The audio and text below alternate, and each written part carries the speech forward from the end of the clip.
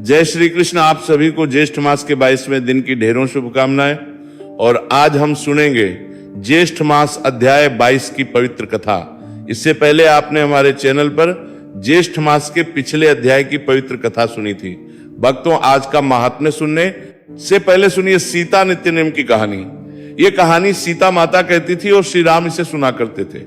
एक दिन श्री राम भगवान को किसी काम के लिए बाहर जाना पड़ गया तो सीता माता कहने लगी कि भगवान, मेरा तो 12 वर्ष का नित्य नियम है, अब आप बाहर जाएंगे तो मैं अपनी कहानी किससे सुनाऊंगी। श्री राम ने कहा कि तुम कुएं की पाल पर जाकर बैठ जाना और वहां जो औरतें पानी भरने आएंगी उन्हें अपनी कहानी सुना देना। सीता माता कुएं की पाल पर जाकर बैठ जाती है। एक स्त्री आई, उसने रेशम की जरी की साड़ी पहन रखी थी और सोने का घड़ा ले रखा था। एक सीता माता उसे देख कहती है कि बहन, मेरा 12 वर्ष का नित्यनेम सुन लो। पर वह स्त्री बोली कि मैं तुम्हारा नित्यनेम सुनूंगी तो मुझे घर जाने में देर हो जाएगी और मेरी सास मुझसे लड़ेगी। उसने कहानी नहीं सुनी और चली गई। उसकी रेशम जरी की साड़ी फट्टो। सुनी माता, साथ में समझदूर की साड़ी, परसानी की साड़ी फट्टोगी। उसके प्रश्नोत्तर की गई। सोने का घड़ा मिट्टी के घड़े में बदल गया। सास ने देखा तो पूछा कि किसका दोष अपने सिर लेकर आ गई है। बहू ने कहा कि कुएं पर एक औरत बैठी थी, उसने कहानी सुनने के लिए कहा लेकिन मैंने सुनी नहीं, जिसका ये फल मिला। बहू की बात सुनकर अगले दिन वही साड़ी और घड़ा लेकर सास कुएं की पाल पर गई। सास को वही माता सीता बैठी मिली तो माता सीता ने कहा कि बहन, मेरी कहानी सुन लीजिए। सास बोली कि एक बार छोड़, मैं तो 4 बार कहानी सुन लूंगी। राम आए, लक्ष्मण आए, देश के पुजारी आए, नित्य नेम का नेम लाए। आओ राम बैठो, राम तपी रसोई जियो, राम माखन मिश्री खाओ, राम दूध बताशा पियो, राम सूत के पलका मोठो राम, शाल दुशाला पोठो राम, शाल दुशाला ओढ़ो राम। जब बोलूं जब राम ही राम, राम संवारे सबके काम, खाली घर भंडार भरेंगे, सबका बेड़ा पार करेंगे। श्री राम जय राम जय जय राम। सास बोली कि बहन, कहानी तो बहुत अच्छी लगी। कहानी सुनकर सास घर चली गई और उसकी साड़ी फिर से रेशम जरी की बन गई। मिट्टी का घड़ा फिर सोने के घड़े में बदल गया। बहू कहने लगी, सासू माँ, आपने ये सब कैसे किया? सास ने कहा कि बहू, तू दोष लगा के आई थी और मैं अब दोष उतार कर आ रही हूं।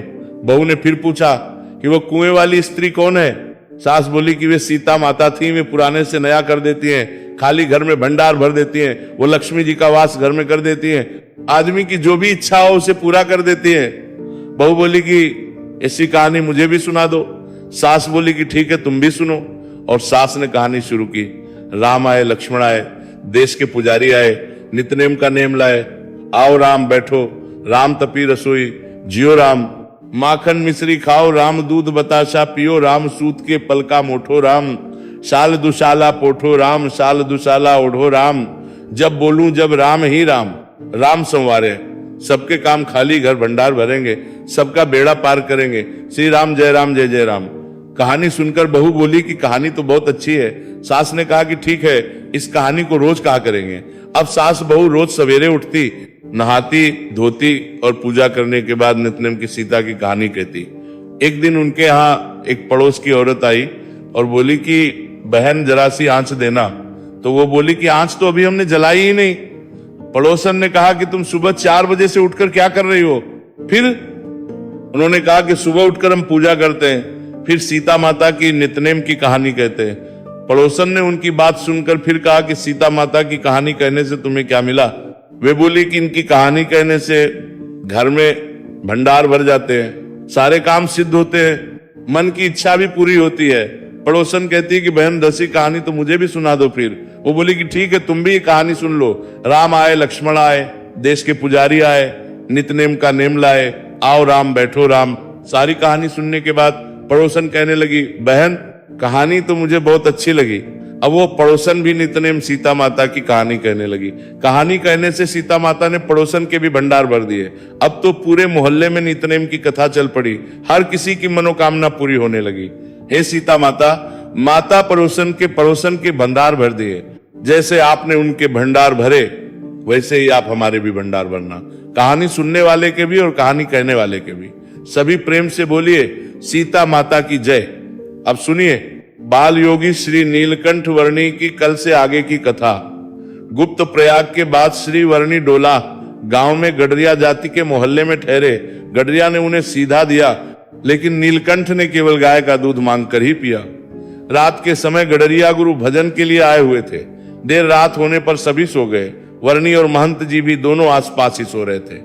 महंत जी अपने बिछोने में करवट बदलते हुए अपनी आदत के अनुसार बोलते रहते थे, हे राम, ये सुनकर नीलकंठ भी सहजी उसके उत्तर में कह देते, हाँ। जब इसी तरह 3-4 बार हुआ तो महंत जी तो अपने बिस्तर से उठकर खड़े हो गए और बोले, ये तुम हाँ क्यों करते हो? तुम राम हो क्या? वर्णी हंसती है। उन्होंने कहा, हाँ, जो राम होगा वही तो हाँ कहेगा। इतना कहकर नीलकंठ ने उसे रामचंद्र भगवान के रूप में दर्शन दिया। महंत जी इस अप्रत्याशित अनुभव से दिग्मोर रह गए। फिर नीलकंठ के दिव्य स्वरूप की उन्हें पहचान हुई। सुबह होते ही नीलकंठ यहाँ से भी चले गए और दोपहर तक लोढ़वा पहुंचे। लोढ़वा गांव में लखूबाई नाम की एक चारण भक्त रहती थी। लखूबाई समाधि निष्ठ और निरावरण दृष्टि वाली भक्ता थी। लोढ़वा गांव में बैठे ही उन्हें 100 कोस दूर की घटनाएं दिखाई दे जाती थी। वो जान जाती थी कि 100 कोस दूरी पर अब क्या घटना घटित होने वाली है। यहां तक कि उन्हें बैठे बैठे ही 100 कोस दूर तक की आवाजें भी सुनाई देती और उनके लिए तो दीवार का कोई आवरण भी नहीं था। वो कमरों में से भी बिना द्वार के आर पार निकल जाती थी। घंटों तक आंखें बंद करके वो ध्यान में बैठा करती। लखूबाई आत्मानंद स्वामी की शिष्या थी। उनके साथ विठलानंद और बालानंद नाम के 2 ब्रह्मचारी भी रहते थे। लखूबाई भैंसों का बाड़ा था, इसलिए उनके घर पे दूध दही की कभी कोई कमी नहीं होती थी। तो अब नीलकंठ लखूबाई के घर आ पहुंचे। लखूबाई गांव में आने जाने वाले प्रत्येक साधु संत को सदा व्रत देती और अच्छे अच्छे साधु सन्यासियों की परीक्षा भी लेती थी। लखू नीलकंठ को संकादित रस्सी के समान समझने लगी और भक्ति भाव से उन्होंने नीलकंठ को 3 माह अपने निवास पर रखा। रोज सुबह शाम नीलकंठ को ताजा दूध और मक्खन मिश्री देती थी। एक दिन नीलकंठ ने लखूबाई से पूछा, माँ आपने भक्ति दीक्षा किससे ली है? तब लखूबाई ने अपनी बात कहना प्रारंभ किया कि मेरे गुरु आत्मानंद स्वामी थे। उनका मूल स्थान गिरनार के पास त्रंबा गांव था। आत्मानंद स्वामी वचन सिद्ध और सच्चे सदगुरु थे, साक्षात जीवन मुक्त थे। वे अद्वैत के उपासक थे, इसलिए ब्रह्म निराकार है, ऐसी उनकी मान्यता थी। हम भी उन्हीं वचन के अनुसार भगवान को निराकार मानते हैं। हमारे गांव में आत्मानंद स्वामी ने कई चमत्कार दिखाए थे और इन विटिलानंद और बालानंद को भी तो मेरे गुरु ने दीक्षा दी है। उनकी ही आज्ञा से ही मेरे घर पर रहते हैं। हम तो आत्मानंद स्वामी को ईश्वर के समान मानते हैं। ऐसा कहकर उन्होंने आत्मानंद जी के शिष्य स्वामी रामानंद जी का चरित्र कहना भी प्रारंभ कर दिया, जो कि इस प्रकार है। अयोध्या में ब्राह्मण रहता था। उसकी पत्नी का नाम 1795 की जन्माष्टमी के दिन उसके घर पर एक पुत्र का जन्म हुआ। पुत्र का नाम राम शर्मा रखा गया। राम शर्मा को बचपन से ही भक्ति भाव में बड़ा लगाव था, बहुत रुचि थी और वह बड़ा बुद्धिशाली भी था। 12 वर्ष की आयु तक तो उसने घर में ही रहकर शास्त्रों का अध्ययन किया। फिर घर छोड़कर उच्च शिक्षा के लिए और सच्चे गुरु की खोज करने के लिए वे तीर्थ करते रहे। वे जब सौराष्ट्र में तलाजा गांव आए तो यहाँ काशीराम शास्त्री के घर रहकर ग्रंथों का अध्ययन प्रारंभ किया। अध्ययन के बाद वे द्वारका की यात्रा पर चल दिए। यहाँ पर एक सन्यासी ने राम शर्मा से कहा कि तुम सिद्ध गुरु को खोजते रहे हो तो गिरनार की तलहटी में त्रंबा गांव में जाकर आत्मानंद स्वामी से तो मिलो। वे बड़े सिद्ध और चमत्कारी संत हैं। फिर राम शर्मा कुछ दिनों के बाद त्रंबा पहुंचे। उन्होंने आत्मानंद स्वामी को अपने गुरु पद पर स्थापित किया। आत्मानंद स्वामी ने दीक्षा लेकर उनका नाम रामानंद स्वामी रखा। प्रतिदिन गुरु शिष्य के बीच भगवान के स्वरूप के विषय में चर्चाएं होती थी। गुरु आत्मानंद स्वामी भगवान को निर्गुण निराकार कहते थे, जबकि रामानंद भगवान के स्वरूप को साकार मानते थे।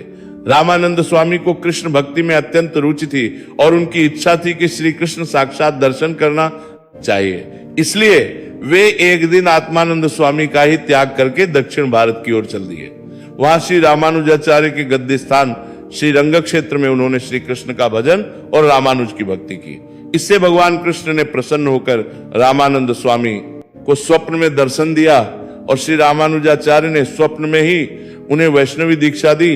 हाथ और छाती पर निशानी भी बना दी। वैष्णव धर्म का प्रवर्तन करने के लिए और साकार भगवान की भक्ति का प्रसार करने के लिए आदेश भी किया। फिर स्वप्न से अंतर्ध्यान होते समय श्री कृष्ण भगवान ने उन्हें दर्शन देकर कहा कि पुरुषोत्तम नारायण पृथ्वी पर साक्षात प्रकट होंगे, वे अनंत जीवों का उद्धार करेंगे और फिर तुम्हें भी उनके दर्शन का सौभाग्य मिलेगा। यह सुनकर रामानंद स्वामी अत्यंत प्रसन्न हुए। फिर सारे भारत में सभी स्थानों पर विचरण करने लगे और श्री कृष्ण की भक्ति का उपदेश देने लगे। अंत में वे पुनः काठियावाड़ पधारे और गुरु आत्मानंद स्वामी से मिलकर पुनः भगवत स्वरूप की चर्चा की। आत्मानंद स्वामी ने अपने शिष्य से पराजय स्वीकार कर ली और अद्वैत मत का त्याग करके मूर्ति पूजा और भक्ति मार्ग को ही अपना लिया। उन्होंने अपने सभी शिष्यों को रामानंद जी के आश्रित होने के लिए भी आदेश दिया कि अब तुम सब लोग रामानंद स्वामी की ही आज्ञा का पालन न। फिर कुछ समय के बाद आत्मानंद स्वामी का देहोत्सव हुआ। रामानंद स्वामी ने मांगरोल नगर के निकट लोज गांव में आश्रम की स्थापना की। उन्होंने गांव-गांव तक श्री कृष्ण का उपदेश पहुंचाना प्रारंभ कर दिया। वे जहां भी जाते वहां कहा करते थे कि मैं तो डुगडुगी बजाने वाला हूं, परंतु नटनागर परमात्मा तो बस आने ही वाले हैं। लखूबाई इन सब बातों को कहते हुए गदगद हो गई। उन्होंने कहा कि हमें तो अपने गुरु आत्मानंद स्वामी के अलावा किसी में भी श्रद्धा नहीं है। अन्य शिष्य भले ही स्वामी रामानंद जी के पास चले गए, परंतु हम विठलानंद और बालानंद तो आज भी भगवान को निर्गुण निराकार ही मानते हैं। हम रामानंद स्वामी को उपदेश कभी नहीं सुनते। नीलकंठ ने अब इन तीनों की ही गलत मान्यता को बदलने के लिए दोष दिखाकर भक्ति मार्ग में निष्ठा जागृत की। उनको समझाया कि तो सदा साकार है और उनकी पूजा भक्ति करना और महिमा समझना किसी भी मुमुक्ष के लिए अनिवार्य साधना है। तो इस तरह से 3 माह निकल गए। अब नीलकंठ ने एक दिन सोचा कि इस लखूबाई ने मेरी बहुत सेवा की है, अब उसे अध्यात्म का सत्य भी समझ में आ चुका है, इसलिए मुझे अब यहां से विदा होना चाहिए। फिर एक दिन नीलकंठ ने उन्हें वरदान मांगने के लिए कहा। तब लखूबाई बोली, ब्रह्मचारी महाराज आप तो भगवान हैं, इसलिए मेरा पुत्र वीर 60 भैंसे और मेरी बॉडी अमर रहे, आशीर्वाद दीजिए। तब वर्णी ऐसी प्रार्थना सुनकर मुस्कुराने लगे। उन्होंने सोचा लखूबाई को तो मांगना भी नहीं आया और उसने केवल माइक चीजों के लिए ही प्रार्थना की है, परंतु मैं इसे सर्वश्रेष्ठ वस्तु दे दूं। ऐसा सोचकर नीलकंठ ने कहा, लखूबाई मैं तुम्हें अपना अक्षरधाम दे रहा हूं। ऐसा कहकर नीलकंठ प्रभास पाटन की ओर चल दिए। प्रभास पाटन और फिर भालका तीर्थ होकर नीलकंठ जूनागढ़ की ओर चल दिए। गिरनार पर्वत की प्रदक्षिणा करके उन्होंने चढ़ाई शुरू की। वहां दामोदर कुंड में नीलकंठ ने स्नान किया। मंदिर में पुजारी को वर्णी ने दामोदर के रूप में दर्शन देकर फिर गोमुखी गंगा में आ पहुंचे। यहाँ के सन्यासियों ने नीलकंठ से कहा, यह स्थान हमारा है, हम यहाँ तुम्हें स्नान नहीं करने देंगे। उसी समय नीलकंठ ने उन्हें भगवान वामन जी के रूप में दर्शन दिया। अब साधुओं को अपनी भूल का एहसास हुआ, वे अपनी भूल समझ गए। फिर उन्होंने नीलकंठ को स्नान कराया, चंदन की अर्चा की तथा फूल माला भोजन का प्रबंध भी कर दिया। दत्तात्रेय जी के मंदिर में एक तपस्वी को नीलकंठ ने दत्तात्रेय के रूप में दर्शन दिया। फिर गिरनार उतरकर उन्होंने जूनागढ़ शहर में प्रवेश किया। यहाँ हाटकेश्वर महादेव के मंदिर में विश्राम कर ही रहे थे कि उसी समय एक नागर मुमुक्षु वहां से गुजरा। उसने नीलकंठ को देखा तो सोचने लगा, ये तपस्वी तो बहुत विद्वान दिख रहे हैं, मेरे प्रश्नों का समाधान केवल उन्हीं से मिल सकता है। ये सोचकर वह नीलकंठ के पास आ पहुंचा और प्रणाम करते हुए एक के बाद एक 10 प्रश्न उनसे पूछ लिए। नीलकंठ ने सभी प्रश्नों के उत्तर मात्र और मात्र 2 ही वाक्यों में दिए। यह जानकर नागर आश्चर्यचकित रह गया। फिर नीलकंठ के चरणों में झुककर उसने प्रार्थना की, हे ब्रह्मचारी जी आप कृपा करके मेरे घर को पावन कर दीजिए। नीलकंठ ने उस नागर के घर में एक रात्रि निवास किया। फिर उस रात्रि को नागर ने नीलकंठ के स्वरूप में भगवान शंकर का दर्शन किया। प्रातः नीलकंठ जूनागढ़ से विदा लेकर भूतनाथ महादेव और खिंगार बावड़ी को पावन करके वनथली गांव आ पहुंचे। यहाँ सूर्य कुंड में स्नान करके पीपलाना पधारे। पीपलाना में एक पवित्र ब्राह्मण नरसिंह मेहता जी रहते थे। नीलकंठ उनके घर पधारे। उस समय वे शालिग्राम जी की पूजा कर रहे थे और उनका पुत्र कल्याण जी आंगन में बैठा हुआ पधारे। नीलकंठ ने कल्याण जी से भिक्षा मांगी। तब कल्याण जी ने कि महाराज अभी भोजन तैयार नहीं है, यदि आप 2 घड़ी रुके तो भिक्षा मिल सकती है। नीलकंठ ने कहा, इतनी देर तक तो मैं भोजन के लिए नहीं रुक सकता, मुझे आगे की यात्रा भी तय करनी है, इसलिए जो कुछ भी तैयार हो ले आओ, और अगर अन्न तैयार नहीं है तो कोई बात नहीं, मैं चलता हूं। ऐसा कहकर नीलकंठ शीघ्रता से गांव के बाहर चल दिए। जाते जाते उनकी दृष्टि नरसिंह मेहता जी के शालिग्राम की ओर चली गई और उसी क्षण हो गया, पूजा में बैठे हुए नरसिंह मेहता के शालिग्राम जी से प्रकाश निकलने लगा। अब तो ये देखकर नरसिंह मेहता उठकर तुरंत बाहर आए। उन्होंने वहां नीलकंठ को नहीं देखा तो कल्याण जी से पूछने लगे, बेटा अभी अभी तुम जिससे बात कर रहे थे वो तपस्वी कहाँ गए? वो तो चले गए पिताजी। कल्याण ने कहा, वे अभी अभी अन्न मांग रहे थे, मैंने बस उनसे ये कहा कि कुछ देर रुकिए तो भोजन करा दूंगा, परंतु वे तो रुके ही नहीं। अब तो के मुंह से ये बात सुनकर नरसिंह मेहता व्याकुल हो गए। उन्होंने तुरंत कल्याण जी को नीलकंठ के पीछे पीछे जाने का आदेश दिया कि तुम अभी उठो और उस ब्रह्मचारी को घर पर लेकर आओ। अब तो कल्याण जी ने उसी दिशा में दौड़ लगा दी जिस दिशा में नीलकंठ जी गए थे। कुछ ही दूर पर नीलकंठ को देखते ही दंडवत प्रणाम करके कल्याण जी ने घर वापस लौटने का निमंत्रण दिया। नीलकंठ के आगमन से नरसिंह मेहता तो बड़े प्रसन्न हुए। फिर भैंस उन्होंने नीलकंठ को ज्वार का धान और दूध का भोजन कराया। उस समय नीलकंठ ने उनको चतुर्भुज नारायण के रूप में दर्शन दिया, जिसे पाकर नरसिंह मेहता तो धन्य हो गए। उनको अपने गुरु रामानंद स्वामी के शब्दों का स्मरण हुआया कि मैं तो उद्धव जी का अवतार हूं, साक्षात पुरुषोत्तम प्रभु तो अब अवतरित होंगे और तुम्हारी सेवा स्वीकार करेंगे। साथ ही उनको गिरनार में सुनी हुई आकाशवाणी का भी स्मरण हुआ कि साक्षात भगवान तुम्हारे घर आएंगे और तुम्हें नारायण के रूप में दर्शन देंगे। अब तो इन सारी बातों का स्मरण करके नरसिंह मेहता नीलकंठ को परमात्मा जानकर गदगद हो गए। उन्होंने फिर नीलकंठ से सारी बात कही। यह सुनकर नीलकंठ ने पूछा कि तुम्हें आकाशवाणी कैसे सुनाई दी थी? तब मेहता जी विस्तार पूर्वक बताने लगे कि मुझे बचपन से ही भगवान से मिलने की चाहत थी। मैं प्रतिदिन पूजा पाठ तथा दान यज्ञ करता था, लेकिन मुझे प्रभु का अनुग्रह कभी नहीं मिला। फिर मैं घर छोड़कर मैं बहुत सालों तक घूमता रहा। कितने योगी यति मिलते रहे, किंतु अंतर्मन में शांति ही नहीं हुई। अतः उपकर एक दिन मैं आत्महत्या करने पेड़ पर चढ़ा, तभी मुझे 3 बार आकाशवाणी सुनाई दी। आपने पारी ताते नेता तेने ताते ने ताते ने ताते ने ताते ने ताते ने ताते ने ताते ने ताते ने ता, तभी मुझे 3 बार आकाशवाणी मिलाते ने, तुम चिंता क्यों करते हो, आत्महत्या मत करो, क्योंकि साक्षात भगवान तुम्हारे घर पधारेंगे और चतुर्भुज नारायण के रूप में दर्शन देंगे। बस उसी दिन से मैं आज तक आपके दर्शन की प्रतीक्षा करता रहा हूं। आज आपके से मेरा उद्धार हो गया है।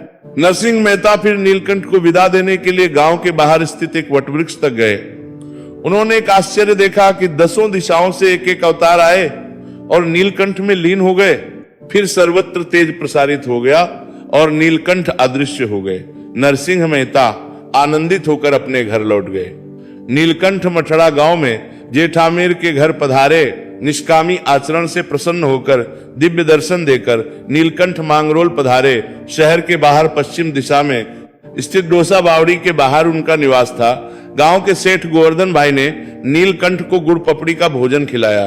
फिर मांगरोल से विदा लेकर नीलकंठ कार्तिक के अनुसार संवत 1855 में श्रावण मास के कृष्ण पक्ष की षष्ठी तिथि के दिन प्रभात के समय गांव आ पहुंचे। से लोजपुर गांव में चरण रखते ही नीलकंठ का मन बहुत प्रसन्न हो गया। गांव के बाहर उत्तरी दिशा में स्थित बावड़ी पर नीलकंठ एक वटवृक्ष के नीचे ध्यानस्थ मुद्रा में विराजमान हुए। सुबह के हल्के से उजाले में वर्षा से भीगी हुई हरी भरी धरती बड़ी सुंदर दिख रही थी। गांव की स्त्रियां बावड़ी में पानी भरने आ रही थी कि नजर एकाएक नीलकंठ पर पड़ी और सभी स्तब्ध होकर प्रभु के दर्शन में निमग्न हो गई। कितनी कृश फिर भी कितना तेजस्वी, वे आपस में कहने लगी, निश्चित ही ये कोई राजकुमार लगता है, या फिर बड़े घर का बेटा कुटुंब कलह के कारण ही घर छोड़कर निकल गया होगा। नहीं तो ऐसी सुकुमार अवस्था में इतना वैराग्य और ऐसी तपस्या करने भला ही क्यों निकल गया होगा। नीलकंठ के वैराग्य से सभी द्रव्यभूत होकर नीलकंठ के समीप आकर खड़ी हो गई और नीलकंठ ध्यान मगन ही रहे। कुछ पलों गांव के आश्रम के एक साधु पानी भरने बावड़ी के पास आ पहुंचे। उनका मन भी नीलकंठ के प्रति आकृष्ट हो गया। वे प्रतीक्षा करने लगे कि बाल ब्रह्मचारी आंखें खोले तो उनके आशीर्वाद लेकर चलूं। काफी समय बीत गया, किंतु नीलकंठ तो ध्यान मगन ही रहे। इसलिए साधु बावड़ी में पानी भरने चले गए। पानी लेकर वे फिर से नीलकंठ के समीप खड़े हो गए। पानी की बड़ी गागर हाथ में लिए वे नीलकंठ की आंखें खुलने का इंतजार करते रहे। जब नीलकंठ आंखें खोली तो मानो करुणा का था सागर उमड़ पड़ा। वर्णी की प्रतिभा और तेजस्विता से साधु दिगमोड़ हो गए। उन्होंने गागर भूमि पर रखकर प्रणाम करके नीलकंठ से पूछा, ब्रह्मचारी जी आप कहां से पधारे हैं? आपका शुभ नाम क्या है? आपके माता पिता कौन है? आपने वैराग्य क्यों लिया? आपके गुरु कौन है? ये सब जानने की मेरी अभिलाषा है। तब नीलकंठ ने मार्मिक हास्य करके कहा, साधु राम, त्यागी की जाति पाति देश, स्नेही जन नहीं होते जो भव बंधन से हमें मुक्त करते हैं, उन्हीं को हम माता पिता और गुरु समझते हैं। मैं ऐसे ही गुरु की खोज में निकला हूं। फिर नीलकंठ ने पूछा, साधु राम आपका शुभ नाम क्या है? आप किसके शिष्य हैं और आपका संप्रदाय कौन सा है? तब संत ने कहा, मेरा नाम सुखानंद है महाराज। मेरे गुरु रामानंद स्वामी है। रामानुज मेरे दीक्षा के आचार्य हैं। इसी गांव रामानंद स्वामी का आश्रम है और 50 संत इस आश्रम में रहते हैं। नीलकंठ ने स्वामी रामानंद के बारे में उत्कंठा से पूछा। तब सुखानंद जी ने कहा कि रामानंद स्वामी तो अभी कक्ष गए हुए हैं, परंतु तब तक आप हमारे आश्रम में तो आइए। रामानंद स्वामी के मुख्य शिष्य मुक्तानंद स्वामी वहां विराजमान है। आपके समान विभूति का दर्शन आश्रम के सभी संतों को प्राप्त होगा। मुक्तानंद स्वामी भी तो प्रसन्न होंगे। नीलकंठ को सुखानंद जी की नम्रता और विवेक बड़े अच्छे लगे, फिर भी गांव में जाना उन्हें बिल्कुल पसंद नहीं था। तो उन्होंने कहा, साधुराम में गांव में अधिक नहीं जाता। सुखानंद जी ने फिर से कहा, प्रभु आप नहीं आएंगे तो मेरे गुरु आपको लेने आएंगे। अब नीलकंठ को ऐसा अभिवेक पसंद नहीं था, तो वे आश्रम जाने के लिए सहमत हो गए। आश्रम में प्रवेश करते ही मुक्तानंद स्वामी दर्शन हुआ। सुखानंद जी ने बड़े भाव से वर्णी का परिचय दिया। मुक्तानंद स्वामी वर्णी के दर्शन से अत्यंत अभिभूत थे। जब सुखानंद जी ने नीलकंठ के लिए अपना आसन बिछाया तो नीलकंठ ने कहा कि साधुराम, सारी पृथ्वी तो मेरा आसन है और आप आसन बिछाकर इस देह का सम्मान क्यों करना चाहते हो? आश्रम के अन्य साधुओं को जैसे जैसे खबर मिलती गई, सभी मुक्तानंद स्वामी और वर्णी के पास आने लगे। हर कोई नीलकंठ की दिव्य प्रतिभा से आनंदित हो रहे थे।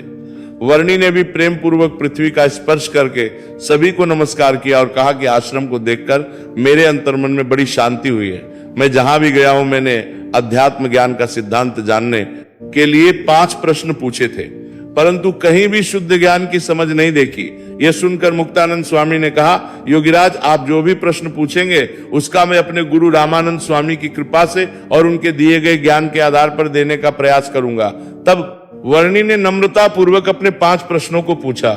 स्वामी जीव क्या है, ईश्वर क्या है, माया क्या है, ब्रह्म और परब्रह्म के स्वरूप कैसे है? अब तो मुक्तानंद स्वामी भी इन प्रश्नों को सुनकर विचारों की गहराइयों में खो गए। थोड़ी देर के बाद उन्होंने कहा, वर्णिराज आपके प्रश्न अत्यंत गहन है।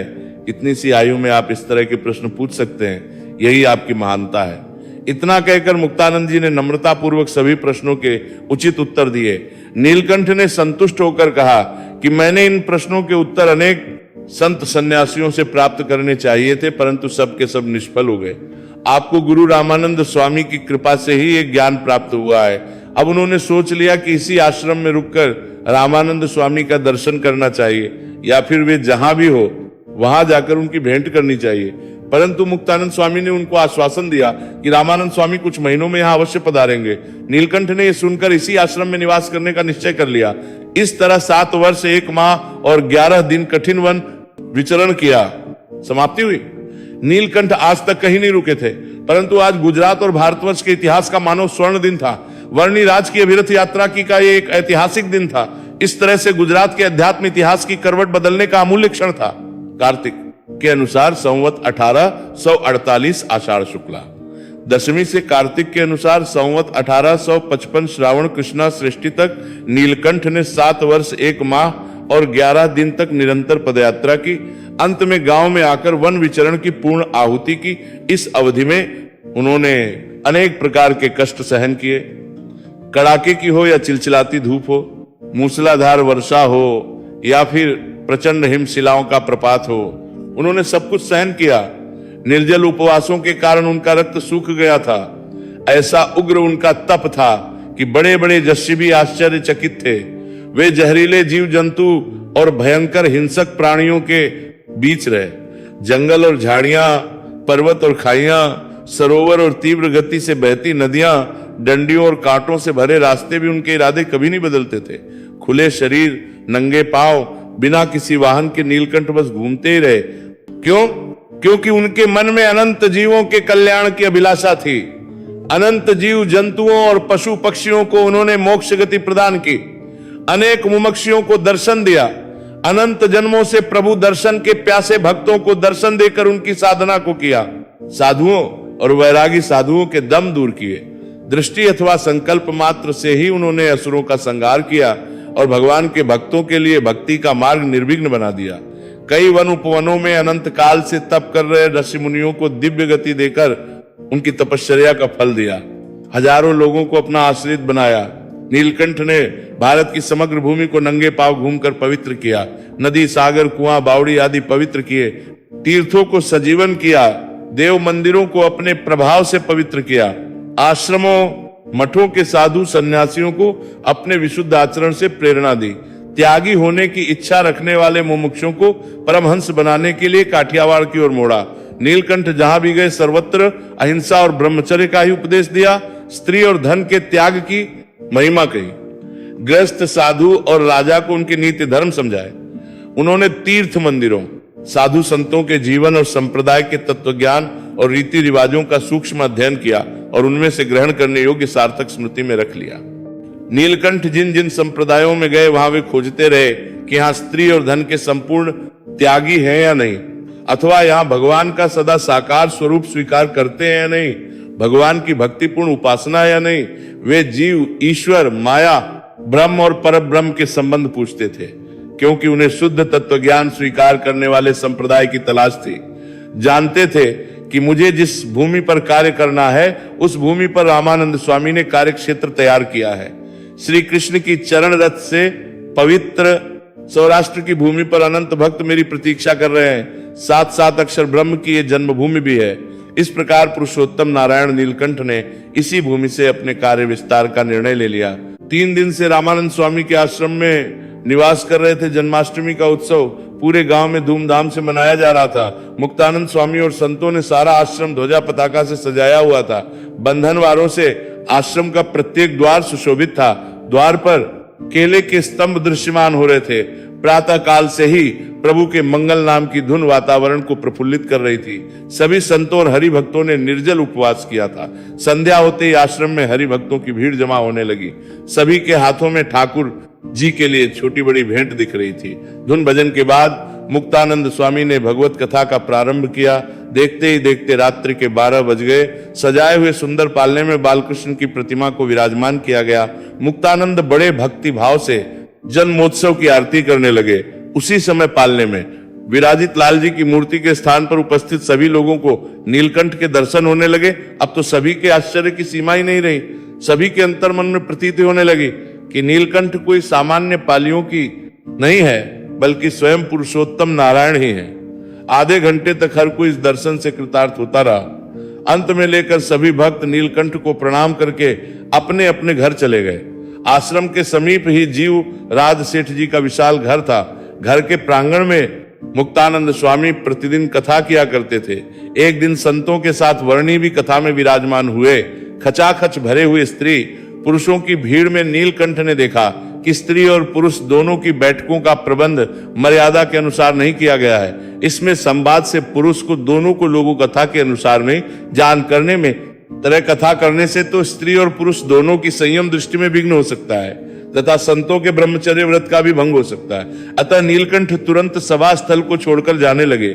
जब मुक्तानंद स्वामी ने कारण पूछा तो नीलकंठ ने कारण बताते हुए कहा कि स्त्री और पुरुषों का इस प्रकार मर्यादाहीन बैठना मुझे रुचिकर नहीं लगता, इसलिए मैं सभा स्थल का त्याग कर रहा हूं। हालांकि मुक्तानंद स्वामी को यह ठीक नहीं लगा। उन्होंने सोचा कि वर्णी शायद त्याग के अतिरेक में ऐसा कदम उठा रहे हैं, परंतु कथा समाप्ति होते ही वे उन्हें समझाएंगे। उधर मुक्तानंद स्वामी ने अपना प्रवचन जारी रखा, परंतु नीलकंठ के विदा होते ही मानव सभा निष्प्राण हो गई। सभी शून्य मनुष्य बैठे रहे। उनके चित्त की एकाग्रता टूट गई थी और मुक्तानंद स्वामी को कभी ऐसा अनुभव नहीं हुआ था। वे आश्चर्यचकित रह गए। फिर दूसरे दिन जब कथा आरंभ हुई तब नीलकंठ ने संतों की ओर देखकर कहा, संतों, हरिभक्तों, आप सभी मंदिर आइए, आप सबको वहां कथा सुनाऊंगा, क्योंकि इस तरह स्त्रियों के साथ साथ बैठकर कथा श्रवण करना हमारा धर्म नहीं है। इतना कहकर वे मंदिर की ओर जाने लगे। धीरे धीरे सभी संत हरिभक्त उठकर नीलकंठ के पीछे चल दिए। अब मुक्तानंद स्वामी की सभा में केवल स्त्रियां ही बची। तो मुक्तानंद स्वामी ने भी नीलकंठ का अभिप्राय समझकर ग्रंथ बांध लिया और एकत्र हुई स्त्रियों से कहा, माताओं, अब अंतिम रामास से स्त्री और पुरुषों की सभाएं अलग अलग होंगी। मुक्तानंद स्वामी नीलकंठ की अपेक्षा आयु में तो थे बड़े ही, परंतु रामानंद स्वामी के पट शिष्य भी थे। फिर भी नीलकंठ के सुझाव और सुधार को उन्होंने प्रसन्न हृदय से स्वीकार किया। ब्रह्मचार्य धर्म की स्थापना का वर्णी का यह प्रथम सोपान था। प्रिय श्रोताओं, बाल योगी श्री नीलकंठ वर्णी की इसके आगे की कथा आप सभी कल सुनिएगा। भगवान पुरुषोत्तम सब पर कृपा करें। हरे कृष्ण।